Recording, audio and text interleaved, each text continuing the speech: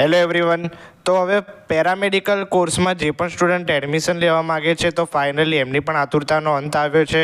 હવે કેટલાક સમયથી સ્ટુડન્ટ વેઇટ કરી રહ્યા હતા મોક રાઉન્ડના રિઝલ્ટ બાદ કે જે આ પેરામેડિકલનું ફર્સ્ટ રાઉન્ડનું ચોઇસ ફિલિંગ જે છે ક્યારે આવશે। તો ફાઇનલી આજે 21 સપ્ટેમ્બરના રોજ સાંજેની લેટેસ્ટ અપડેટ આવી છે। તમને દેખાતો હશે પ્રથમ રાઉન્ડની ચોઇસ ફિલિંગ માટેની જાહેરાત, બરાબર।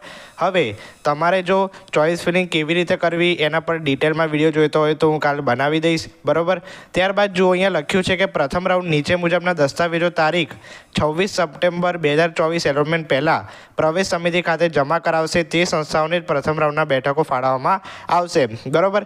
તો મિત્રો આ જે ચારે ચાર મુદ્દા લખ્યા છે તમારા માટે કોઈ કામના નથી, પરંતુ જે કોલેજ જે છે સંસ્થા છે એમને કામના છે। એટલે કે જો એ એનઓસી ફાળવશે કોલેજ સરકારશ્રીને તો જ એમને મંજૂરી મળી શકશે સંસ્થાને, બરાબર। એટલે તમને ચોઇસ ફિલિંગમાં કઈ કઈ સંસ્થા દેખાશે તો માત્ર જે સંસ્થાને મંજૂરી મળેલ છે એ જ સંસ્થા દેખાશે, બરાબર।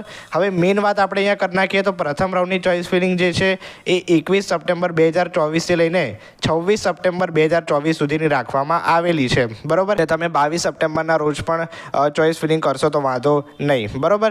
અને ત્યારબાદ અહીંયા લખ્યું છે વર્ષ 2024-25ના પ્રથમ રાઉન્ડમાં આ સાથે સામેલ યાદીની સંસ્થાઓએ વર્ષ 2024-25ના માન્યતાના પત્રોને બેંક ગેરંટી પ્રવેશ સમિતિ ખાતે જમા કરાવેલ ન હોય તે સંસ્થાઓનો સમાવેશ કરેલ નથી અને આ સંસ્થાઓ રૂલ 17 હેઠળ પ્રવેશ આપવાની મંજૂરી પણ આપવામાં આવશે નહીં, બરાબર। એટલે જે પણ સંસ્થાઓને એટલે કે જે પણ સંસ્થાઓએ સરકારશ્રીને જે એનઓસી હોય, જે ડોક્યુમેન્ટ હોય એટલે કે ઓપન થવા માટે એ પ્રોવાઈડ કરેલા નથી, એટલે તમે અહીંયા જોઈ શકો કે એ જ સંસ્થાઓને મંજૂરી મળેલી હશે નહીં, એ સંસ્થાઓ જે છે તમને ચોઇસ ફિલિંગમાં દેખાશે નહીં, બરાબર। એટલે જે સંસ્થાઓને માત્ર મંજૂરી મળેલી છે એ જ સંસ્થા તમને ચોઇસ ફિલિંગમાં દેખાશે અને એ જ પ્રમાણે તમારે ચોઇસ ભરવાની રહેશે, બરાબર।